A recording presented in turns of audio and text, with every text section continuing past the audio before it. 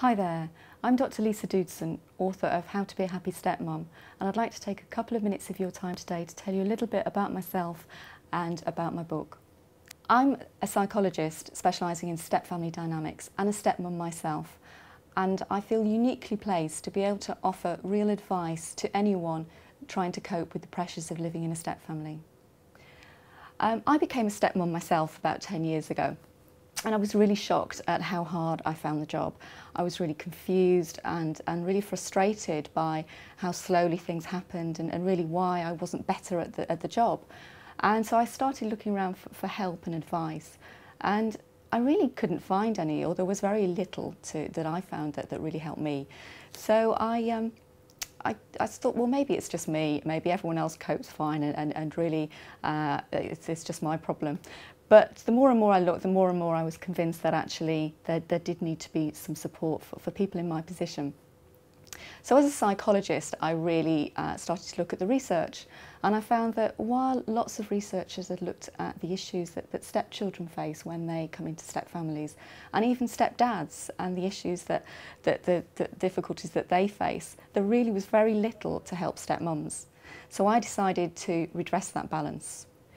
My research took over 3 years to complete and is the largest study of its kind in the UK. It's given us a really comprehensive view of step families in the UK. Some of the main worries that people are concerned about, for example, are what's their role in the family? Women really struggle to understand what being a stepmum's all about.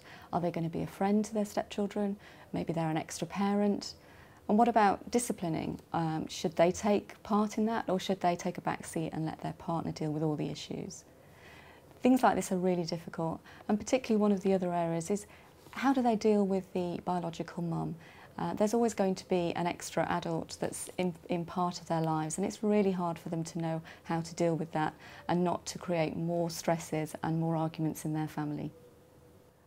But understanding the issues is really only one side of the coin. What's more important is to understand how to deal with those issues and really become happier and more confident in your role.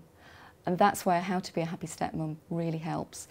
The book really is packed full of useful advice using questionnaires and exercises that you can do with your partner to understand and identify some of the things that are going really well in your family, which is really important, and not just to focus on the things that perhaps aren't going so well, but it will really help you focus on those issues and really give you some useful advice and hints on how to help you become happier and more confident in your role.